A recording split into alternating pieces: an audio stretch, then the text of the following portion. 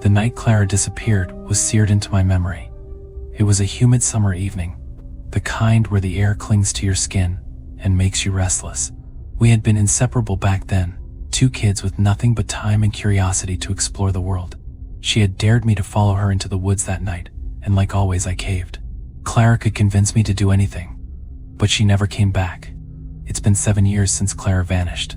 No one ever found her, not a single clue, not a whisper of where she went. The police eventually gave up, labeling her a runaway. Her parents moved away to escape the ghost of their loss. And me, I ran too, in my own way. I left town a year after she vanished, moving to a small, isolated house miles from anywhere, hoping the distance would dull the pain.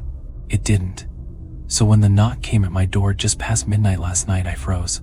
My heart raced as I glanced at the clock. Midnight. Who would come here at this hour?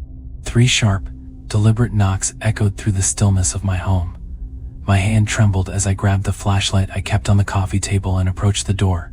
When I opened it, the breath left my lungs. "Hey, Matt." It was Clara.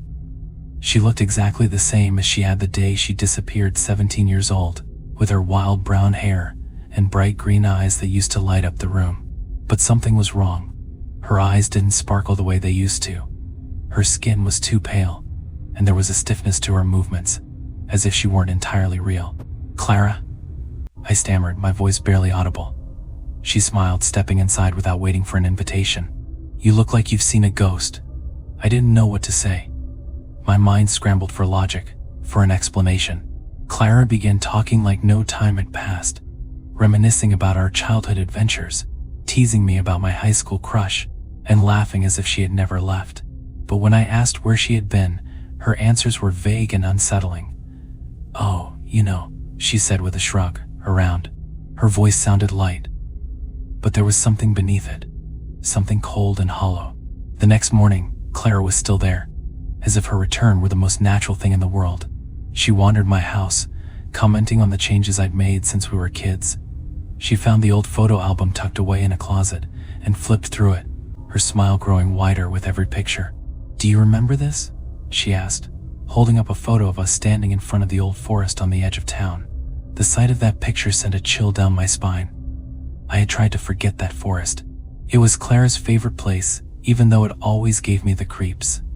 She loved dragging me there, saying it held secrets we had to uncover.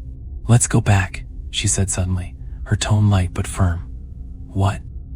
"To the forest," she said, her green eyes locking onto mine. "Don't you want to see it again?" The way she looked at me sent a shiver down my spine. I wanted to say no, to tell her I couldn't, but something about her presence was magnetic, compelling. As the day wore on, fragments of memories began surfacing, pieces of that night 7 years ago that I had buried deep.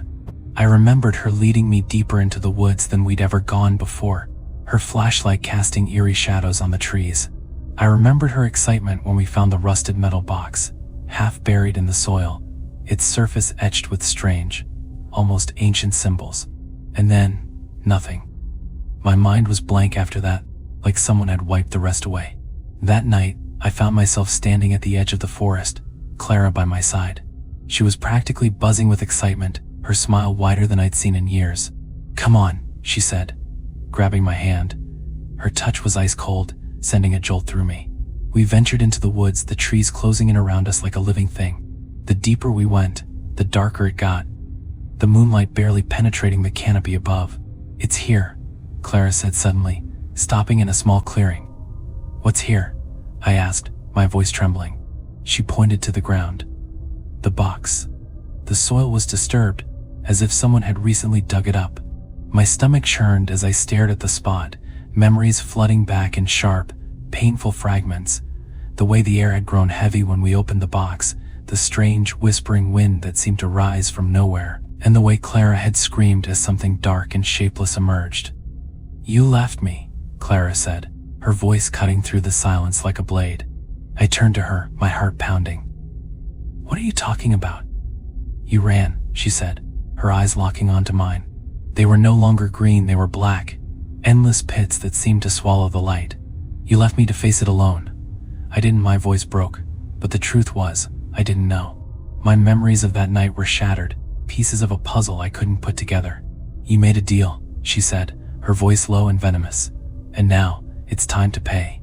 The ground beneath us began to shift, the soil writhing like something alive. Shadows rose from the earth, twisting and writhing, taking on grotesque shapes that seemed to claw at the air.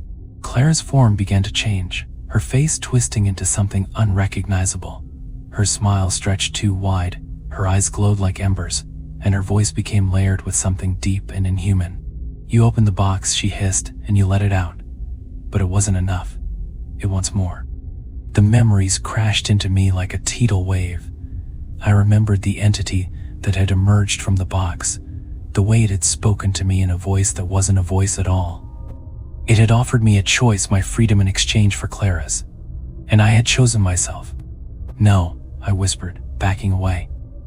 I didn't mean to. Clara's laughter echoed through the clearing, cold and hollow. "You think it cares? You think I care?" The shadows surged forward, wrapping around my ankles, pulling me toward the ground. I fought, but it was useless. "You took 7 years of my life," she said, her voice a growl. "Now, it's your turn." The last thing I saw before the darkness consumed me was Clara's face, her smile triumphant and cruel.